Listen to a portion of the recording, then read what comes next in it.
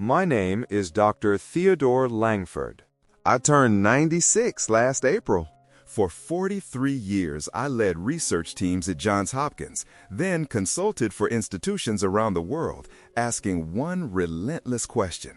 What separates the people who reach their 90s and beyond, still laughing, still curious, still holding hands with someone they love, from those who slip away decades earlier? I earned my doctorate in gerontology and epidemiology. I have published more than 180 peer-reviewed papers on human longevity, biological aging, and the epidemiology of exceptional old age. I have walked every major blue zone, Okinawa's coral stone villages, the steep shepherd paths of Sardinia, the olive groves of Icaria, the Nicoyan coast of Costa Rica, the quiet streets of Loma Linda, and many forgotten corners where centenarians still outnumber the obituaries. I can tell you, with the plain certainty that only a lifetime spent among data and dying friends can give, nearly everything popular media, glossy magazines, and billion-dollar supplement brands have told you about living longer is either partial truth, clever marketing, or outright fiction. Your LDL cholesterol matters, but it is not your fate. Your systolic blood pressure is useful information, yet it is not the oracle of your future. Your genes hand you the deck, but how you play the hand matters far more than most people ever admit. I am speaking to you today because I have buried too many people I loved. Colleagues who could recite hazard ratios in their sleep but ignored their own loneliness. Friends who chased the perfect fasting protocol while letting old friendships fade. Brilliant minds who studied telomeres under microscopes yet allowed their own hearts to wither from neglect. I do not want to watch you repeat those quiet, preventable tragedies. So here are the 10 truths, the real ones, drawn from longitudinal cohorts, meta-analyses of millions of lives, and decades of sitting with people who simply refuse to fade. 1. The people who know your whole story, the true foundation. The Harvard Grant Study began in 1938. It is now the longest-running study of adult human development in history. More than 85 years of following the same men, then their children, then their grandchildren. Thousands of hours of interviews, blood draws, brain scans, divorce records, medical charts, letters, and late-night confessions. After all of it, the single most powerful predictor of who was still healthy, mentally sharp, and content at 80 was not cholesterol, not VO2 max, not APOE genotype. It was how satisfied they were with their close relationships at age 50. People who felt deeply seen, safely loved, and reliably supported in midlife had stronger immune systems, lower chronic disease burden, and longer lives. Those with warm, trusting bonds at 50 were healthier at 80 than people with textbook-perfect lab numbers but emotional isolation. Loneliness kills. Large meta-analyses show chronic social isolation is as damaging as smoking 15 cigarettes a day. It outranks obesity, physical inactivity, and air pollution as a mortality risk. Loneliness drives systemic inflammation.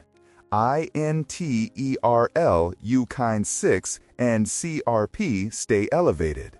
Natural killer cells weaken. Cortisol never fully recedes. Sleep architecture fractures. Arterial walls stiffen. Dementia risk rises 50%. Heart disease risk climbs 29%. Stroke risk increases 32%. I learned this twice, once in lecture halls, once at home. My wife Eleanor died 9 years ago after 59 years of marriage. We met in 1958 at a campus coffee shop. She was studying nursing. I was buried in epidemiology textbooks. When she left, the house became too large. My steps slowed. Food tasted like cardboard. I stopped answering the phone. I knew the widowhood mortality statistics by heart, Yet knowing is not the same as feeling the slow unraveling inside your own body. Then I did what every paper I ever wrote told me to do. I acted against instinct. I joined a Tuesday bird-watching group at the local nature center. I forced myself to have coffee with 3 old colleagues every Thursday. I called my daughter in Seattle every Sunday, even when the conversation felt stilted. I volunteered to read aloud to children at the library. It felt contrived at first, almost embarrassing. But biology does not care about pride. Within 18 months, my CRP dropped, my gait steadied, my sleep deepened. The data had been right all along. If you remember only one sentence from everything I say today, invest in real human connection now, while you still can. Not followers, not likes, not crowded parties. Call the friend you haven't spoken to in 3 years. Forgive the old argument. Show up when it's inconvenient. The warmth you build at 50 becomes the medicine you reach for at 80. 2. A reason that pulls you out of bed. Purpose, ikigai. In Okinawa, they call it ikigai, a reason for being. Not a 5-year plan, not a bucket list, not endless productivity. Simply a quiet conviction that your existence has meaning, that today is worth meeting. A 14-year study of nearly 7,000 older Americans found that people with the strongest sense of purpose had a 15% lower risk of death from any cause. Pooled data from 10 prospective cohorts showed a 17% reduction in all-cause mortality. Purpose works through both behavior, people with meaning sleep better, move more, drink less, and biology, lower circulating IS-6, better vagal tone, slower telomere attrition. I have seen the pattern hundreds of times. Retirees who walk away from work with no plan, no garden to tend, no grandchildren to teach, no small daily contribution, often decline within 2 years. Muscle melts, cognition clouds, spirit dims. Those who keep a modest purpose-restoring antique radios, delivering meals to shut-ins, writing letters to prisoners, raising orchids, frequently remain engaged into their late 90s. After I stepped down at 72, I continued lecturing part-time. When that ended, I began woodworking in the garage. My dovetailed joints are crooked, my finish is blotchy. But every morning I open the shop door, smell the sawdust, and lose myself in measuring twice and cutting once. The project gives shape to my hours. That shape keeps my heart beating. Find your ikigai. It does not need to impress the world. It only needs to matter to you. 3. Movement as a way of life, not exercise as a chore. Forget Peloton classes and HIIT protocols for a moment. The longest-lived people practice something humbler, constant, low-grade, unavoidable movement woven into every hour. In Okinawa, elders rarely work out. They kneel and rise from tatami mats 40 times a day. Each rise is a deep squat. They walk to the market with woven baskets. They weed vegetable plots. They sweep stone paths. Sitting still is rare. A prospective study of more than 17,000 adults showed that exceeding 7,000 daily steps, compared with fewer than 4,000, cut mortality risk by 50 to 70%, independent of exercise intensity.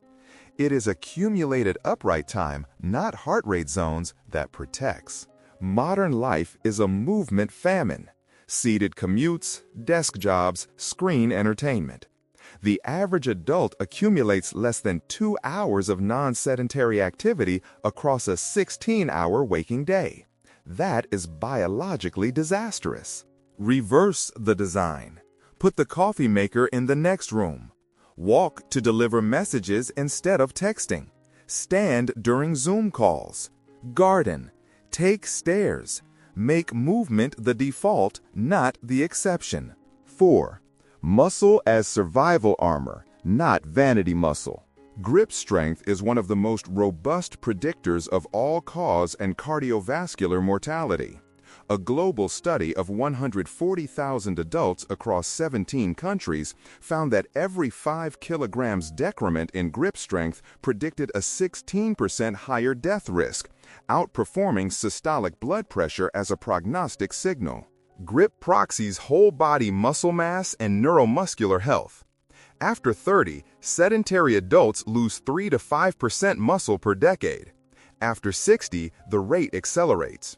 By 80, many have lost 30 to 40% of peak mass. Muscle is not decoration. It is a metabolic endocrine organ.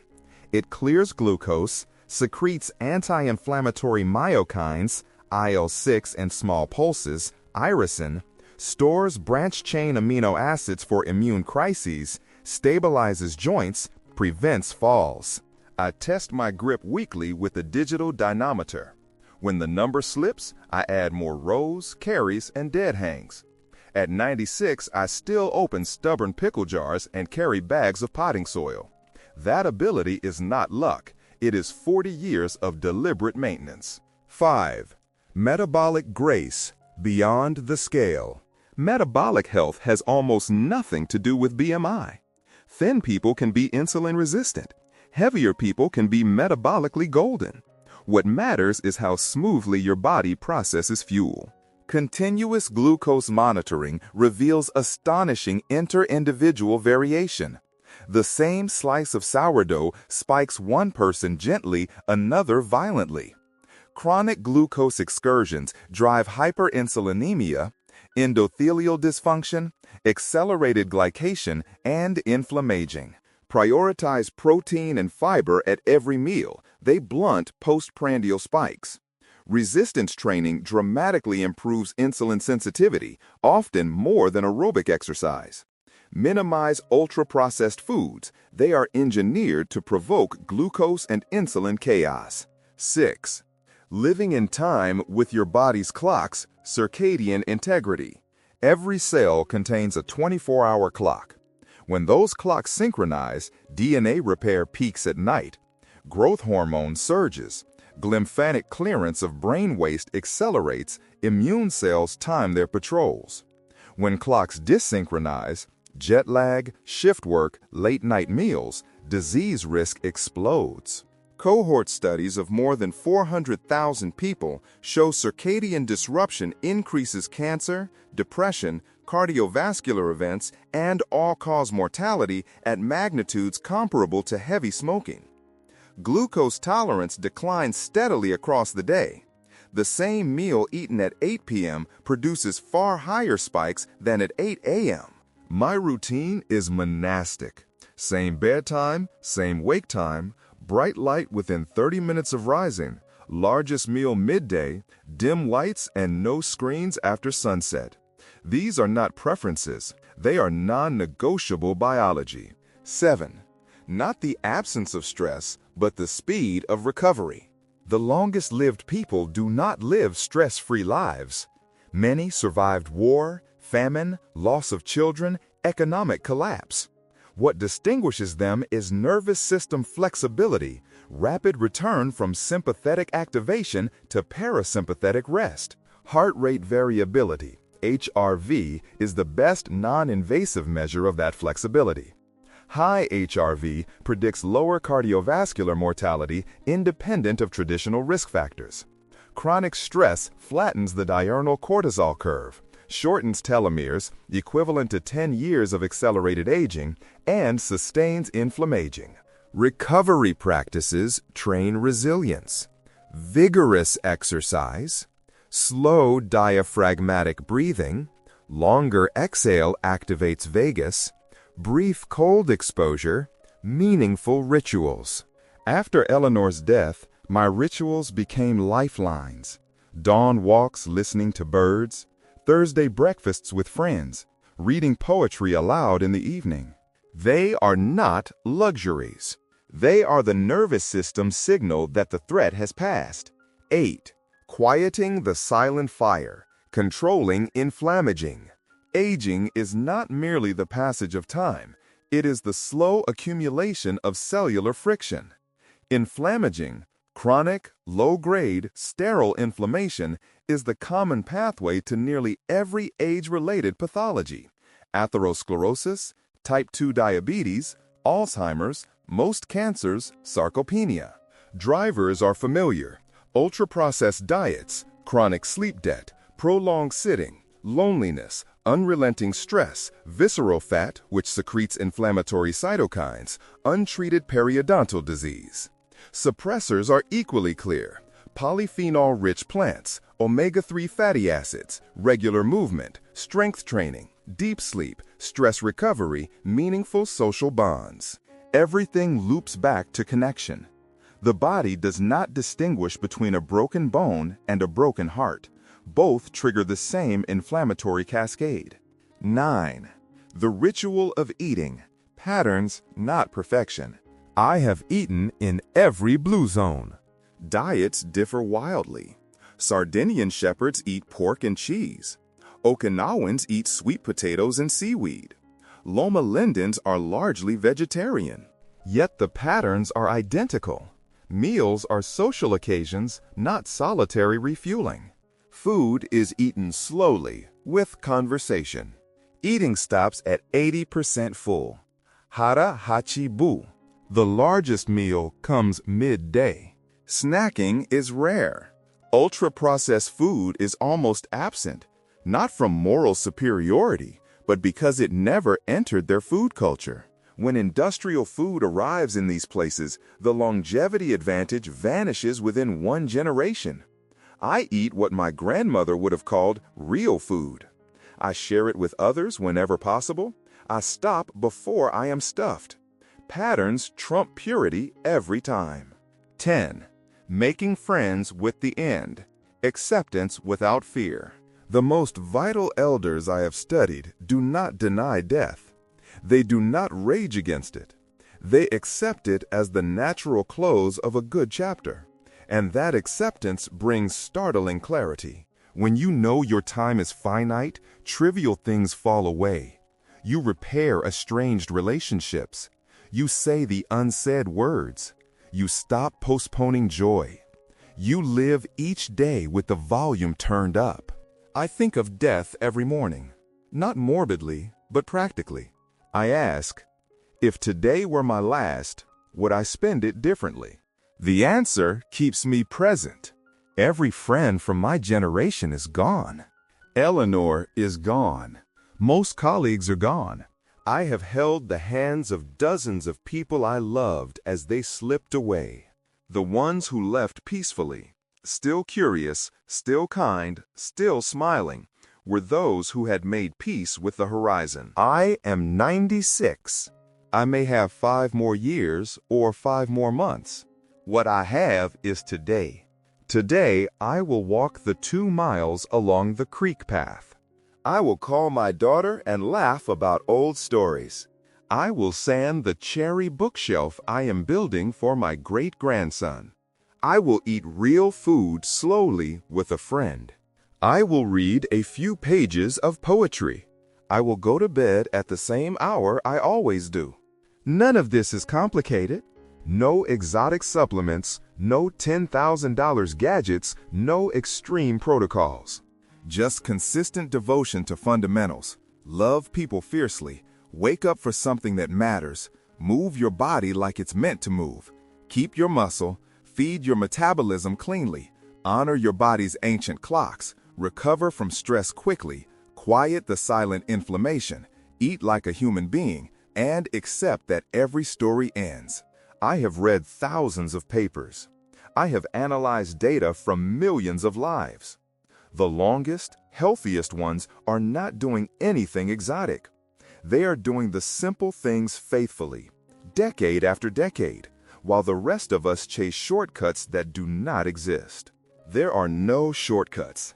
There is only showing up for your body, for the people you love, for the small daily acts that quietly build a life worth living long. Thank you for listening to an old man who has spent his life trying to understand why some of us get to keep going. I hope one sentence here helps you keep going longer and better than you otherwise would have.